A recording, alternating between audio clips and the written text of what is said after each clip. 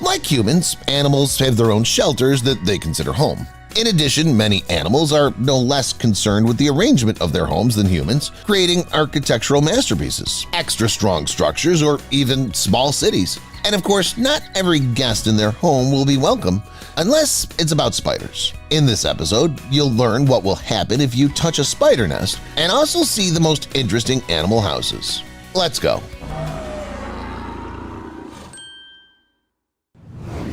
Spider nest.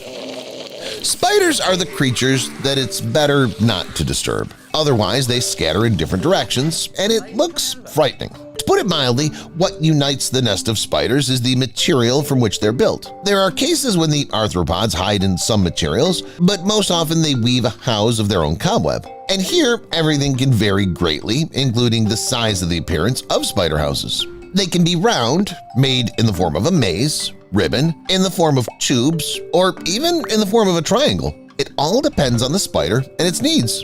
However, what remains unchanged is, as I said, the cobwebs. In any case, it's one of the strongest and most elastic materials created by nature. Sometimes it can be even stronger than steel with the same weight. No one can unravel the secret of this miracle of nature to this day. It's only known that the cobweb consists of protein threads, which the spider secretes from special glands. These threads consist of amino acids and have a complex molecular structure. The chemical composition of the cobweb can vary among certain species of spiders and even among members of the same species, depending on the functions they perform. I once mentioned the purpose of their homes. Well, in spiders, they can be the following: protective, hunting, as well as comfortable reproduction. It's also surprising that each of the types of the houses in different individuals looks different. Some, for example, are able to create special vibrating threads that notify the owner of potential prey caught in its cobweb. Sociable weaver. What's interesting in a bird that has no unique appearance and is comparable in size to a common sparrow? It turns out that it can surprise us in a way that no one else can. Let's start with the fact that this beauty is very light. It weighs less than an ounce. It lives in South Africa in very large colonies of up to 1,000 animals. The birds are monogamous. The male and female are almost indistinguishable from each other. Sociable weavers eat seeds, berries, fruit, and occasionally they eat insects. But that's all classic. That's the basics. The most interesting part begins when it comes to nest building. Look at the way they make them. It looks as if modern scientists or volunteers had a hand in it, but it's not the case. It's the work of a single colony of sociable weavers. Each of the birds builds its own nest for hatching chicks, but the result of joint work is a whole city of up to 26 feet in length and 6.5 feet in height. Of course, they're not able to build it everywhere. First of all, the group of sociable weavers assesses their capabilities of the tree, whether it can withstand their passion for building, and then the process of erecting the nest begins. What's no less amazing, the inner room keeps the temperature perfectly and allows the birds to warm up on chilly nights. External chambers serve for rest during the day because the temperature in African savannas sometimes warms up to 122 degrees Fahrenheit. And at night, the external chambers cool down perfectly and keep comfortable temperature. Scientists still do not understand how such a miniature creature has mastered this difficult technique. After all, in addition to the complex structure, the birds also use completely different materials, including grass, soil, and sand. As a result, the house is stable even in strong winds or heavy precipitation. Honduran white bat.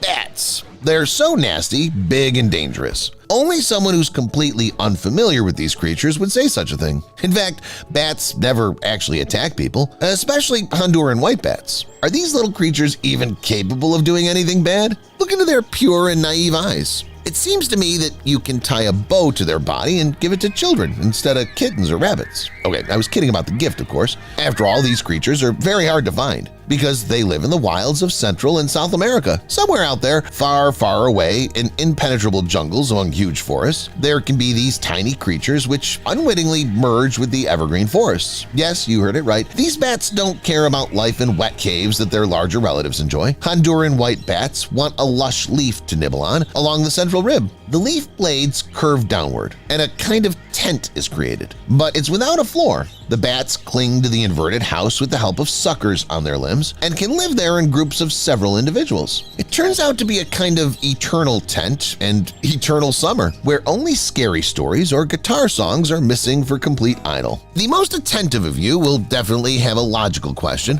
Why did I say that Honduran white bats merge with evergreen forests? How's that possible? Well, there are several theories. First, the light that passes through the holes they chew through gives the bats a greenish hue. Secondly, a bunch of white creatures huddled together resembles a hornet's nest, with which no one wants to have problems. And thirdly, in this position, these tiny creatures look more like some unusual fruit rather than hidden bats. All this together helps Honduran white bats avoid unnecessary contact with forest dwellers.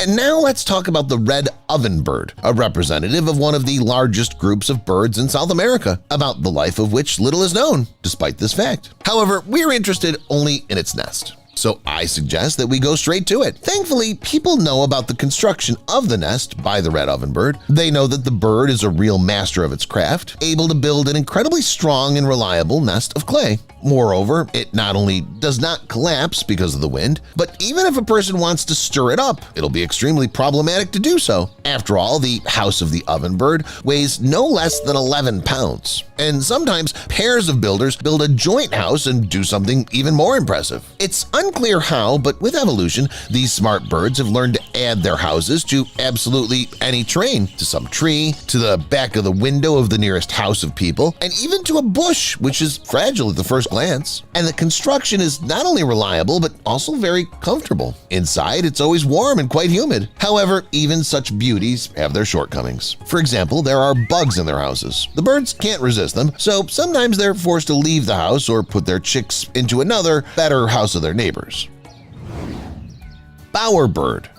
I suggest you look at the bird, about which it's safe to say that it brings and drags everything into its house. However, in its case, these actions are justified. It doesn't have a particularly impressive appearance. Its beak is normal. Its size is normal as well. Plumage is the same as most other birds. No flying tricks or pirouettes in the air. So what do? How can they attract the attention of the opposite sex? Bowerbirds have been searching for an answer to this question for a long time and finally found their vocation. They're creative natures which are born to create.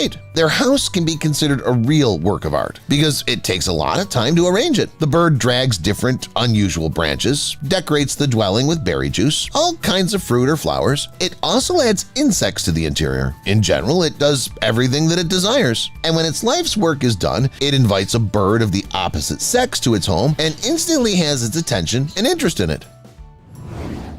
Bear house.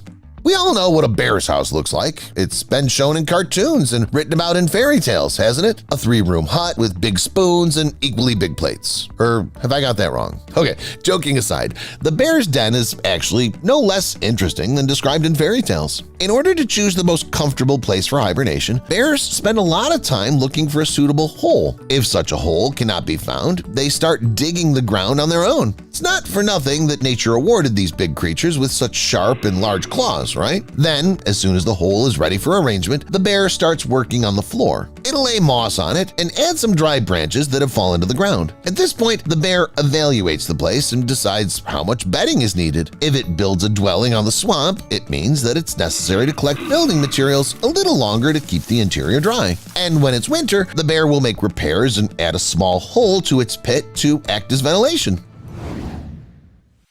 Hedgehog's nest. Have you ever wondered how hedgehogs live? Here's how. They build their nests in very inconspicuous places, trying to disguise them as much as possible. Hedgehogs eat everything they come across: worms, millipedes, bees, fruit, wasps, beetles, snails, mushrooms, eggs, larvae, and even snakes. They try to settle in not too dense deciduous forests and bushes. Hedgehogs spend their entire day mostly in their nest.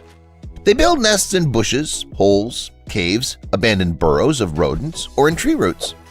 The nest is usually 6 to 8 inches in diameter and contains a bed of moss, dry grass, or leaves. As you can see, the home of hedgehogs is not very large, so they often have to huddle together and live side by side, curled up in one big ball. Swallow's nest. Usually, both future parents build the nest. Sometimes they may be helped by a single male, hoping for the favor of the lady of the future home. Often it happens that the female as well as the male has relations on the side, but the union doesn't break up. The place for the nest is chosen by the male. It's usually open areas with low vegetation near the water. They build nests in any place where people live, under the roof of a house, in the barn, and tunnel. The neighborhood with humans is chosen for a reason. Humans are quite peaceful to these birds, and other predators are frightened away by the human appearance. These birds either settle individually or in groups of up to 20 couples. At the same time, it's not a colony, but rather a bird city, each couple living its own life. The nest is built of clay, soil, grass, and small sticks. The inside is lined with feathers, down, or wool. It takes 3 to 12 days to build. Nightingale's nest. In nightingales, only females build nests. It takes 2 to 6 days for one individual to build a nest. The favorite habitats of nightingales are river valleys covered with bushes, field marshes, and bushes near water. The bowl-shaped nest itself is built either on the bushes or on the ground. On the outside is made of dry last year's leaves, tightly adjoining each other, while on the inside it's covered with thin, dry grasses. The nightingale sings, by the way, either to find a chosen one or to defend itself from other nightingales. While singing, it usually sits hunched over with its wings hanging down and its tail raised. When the nightingale finds a mate, the mate begins to build a nest and the nightingale flies off in search of food. Nightingales prefer to lay eggs in late May or early June. It then takes about 15 days to hatch. The chicks grow and mature during the whole summer, and then in early September the whole family flies away to the south. When the chicks are old enough to leave their parents, the cycle repeats again. Weaver ant. And what about the weaver ant? These amazing little guys build their anthills using not sticks and grains of sand, but leaves. Watching them at work is very interesting. By collective efforts, they hold the leaves in a certain position, and then with the help of silk, they securely bind the leaves together. These ants' nests come in a variety of sizes, ranging from a couple of twisted leaves to giant architectural wonders of 20-inch radius. To crawl into a human body, to kill a victim in 10 minutes. Keep watching as I'll show you the world's most dangerous spiders and what they're capable of. Brazilian wandering spiders. Not every spider has earned a place in the Guinness Book of World Records, but this spider has, and its title is epic, the most venomous spider on the planet. At the same time, it can be called the most dangerous spider in the world, although this title is claimed by another spider. You'll learn about it soon, but for now, let's talk about these arthropods. Contrary to the name, Brazilian wandering spiders can be found not only in Brazil, they're widespread in many territories of South and Central America, from Brazil, Venezuela, and Uruguay to Peru, Ecuador, and Guyana. These creatures are also called banana spiders. Firstly, they like to live on banana palms, and secondly, they frequently hide in banana boxes that are exported to European countries. The venom of this spider genus contains a powerful neurotoxin. In minimal doses, it's even useful and has a therapeutic effect, but in toxic concentration causes loss of muscle control with subsequent respiratory arrest, which leads to paralysis and eventually to asphyxiation. A spider bite is quite painful. The venom causes immediate infection of the lymphatic system, and its entry into the circulatory system leads to heart failure in 85% of cases. Insects and rodents die almost instantly. The death of larger creatures can come in 10 to 15 minutes. These spiders are aggressive and assertive, so they're a huge threat to literally any organism on the planet. Fortunately, there's an antidote for the venom of the Brazilian wandering spider, so the reported number of deaths from the bites of these spiders is small. There is also an antidote for the bite of the next dangerous spider, the Sydney funnel web spider from Australia. Many people call it the most dangerous spider on the planet. What's interesting, it's also listed in the Guinness Book of World Records. Together with the banana spider, it's considered the most venomous spider on the planet. The Sydney spider is smaller than the Brazilian spider, but in many aspects it's even more aggressive. It bites at almost every opportunity and does it several times in a row. In one attack, it inflicts several painful bites at once, leaving the victim with marks and other wounds. Its bite is very powerful. This spider can even bite through the fingernails of a human. The venom acts on the human nervous system and can finish them off. Fortunately, an antidote has been available to doctors since 1981, and no deaths have been reported since then. Interestingly, the venom of the Sydney funnel web spider is dangerous only to primates. At the same time, it has no effect on other mammals, such as dogs or cats. I wish I could call Sydney funnel web spiders the most biting in the world. After all, not every spider can bite through a fingernail. But in terms of jaw strength, these arthropods are still inferior to spiders of the Mesai-Schmau-Shenidae family. Spiders with such a complicated name demonstrate mind-boggling speed. Their jaws close in 0.12 milliseconds. Even in super slow motion, their bite looks incredibly fast. It's considered to be the fastest in the animal world. Therefore, these spiders simply cannot be called non-dangerous. By the way, they have another name, trap-jaw spiders. What's interesting, this is not the only such animal. There are ants with the same trap-jaw name. They're also known as Odontomachus. They too are distinguished by their super powerful jaws. The closing speed of the jaws in trap-jaw ants reaches 143 miles per hour. It goes without saying that no prey has time to dodge the attack of these living traps. Their jaws are so powerful that an ant can fly into the air simply by sharply closing their jaws and pushing them off the ground.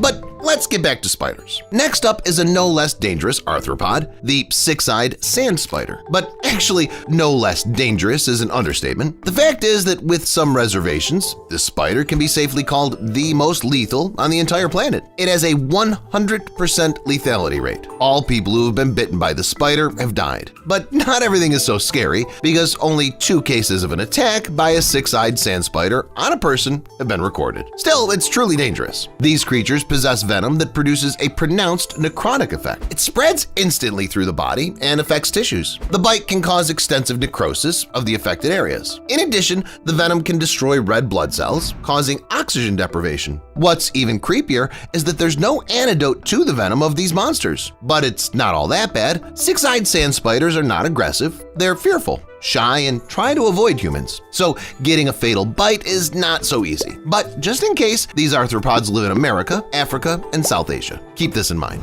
Not all spiders are dangerous to humans. Many of them are dangerous only to creatures as small as themselves. The spider Avarcha culicivora seems particularly epic in this respect. Otherwise, it's called the vampire spider. And that's the essence. It likes the taste of blood very much. The main prey of this arthropod is female mosquito. Not all of them, but only those that have recently tasted blood. This is the only animal known to science that chooses its prey based on what the preys eat. Vampire spiders can smell mosquitoes even blindly, but still their eyes help them a lot in the hunt. The spider species has excellent eyesight, which allows them to distinguish mosquito species based on their body structure as well as their sex by shape of their antenna. Based on smell and visual contact, the spider approaches the female mosquito in tree trunks and buildings and eats them. The preys are mostly malaria mosquitoes, the ones that spread malaria, which kill hundreds of thousands of people in Africa. But why is a spider doing this at all? Wouldn't it be easier to feed on the blood of a victim and leave the mosquitoes alone? No, it's not easier. Humans would swat vampire spiders the same way they swat mosquitoes, so any such vampire hunting humans would be risky. Mosquitoes, on the other hand, can't swat anyone, so it's much safer and more reliable to hunt them.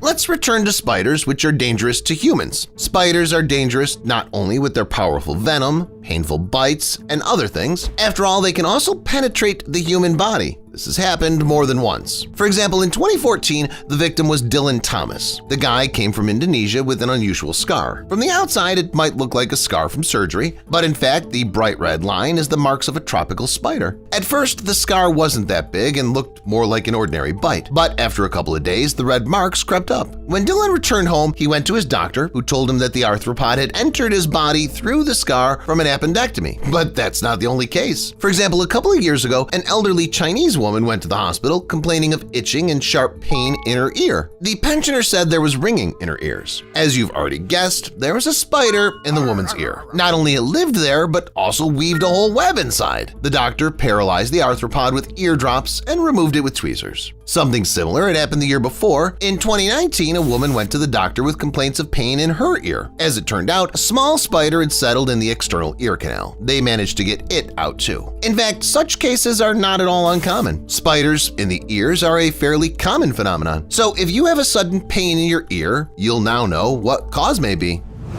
Chilean recluse spider. Still, venomous spiders are far more dangerous to humans than those that settle in the body. Next, we have just such a monster. Despite the name, the Chilean recluse spider lives not only in Chile, it can also be found in many countries of South Africa, from Peru, Ecuador, and Argentina to Uruguay and Brazil. It's one of the largest recluse spiders. The spider actually grows up to 1/3 to 5.5 inches in length. A large enough size is not all that it can scare with. Its bite is much more frightening because it's compared to a cigarette burn. After a while, it causes cell death and skin death. In some cases, death may occur. Lethality ranges from 3 to 4 to 10% of all cases. In addition, it takes many months to treat a painful bite. No wonder that this spider is considered the most dangerous among all recluse spiders. And finally, let's take a look at the largest spider on the planet, which is the Goliath tarantula, also known as the Goliath bird eater, or the Theraphosa blonde. Its size is frightening and astonishing. Its body length reaches 4 inches, which is unsurpassed, but much longer are the legs of these arthropods, which grow up to 12 inches in length. No wonder this spider practically doesn't fit on the palm of a human's hand. Very big. Fortunately, at least this spider is not so dangerous to humans. Of course, it can attack and bite, but the consequences of the attack will be limited to a few symptoms. The lethal outcome is out of the question. But the Goliath tarantula is dangerous for many animals. It eats mice, arthropods, lizards, worms, and amphibians. Sometimes it eats birds in order to somehow live up to its name, but this is the exception rather than the rule. That's all, guys. Which spider impressed you the most? Let me know in the comments. Thank you for watching, and see you later.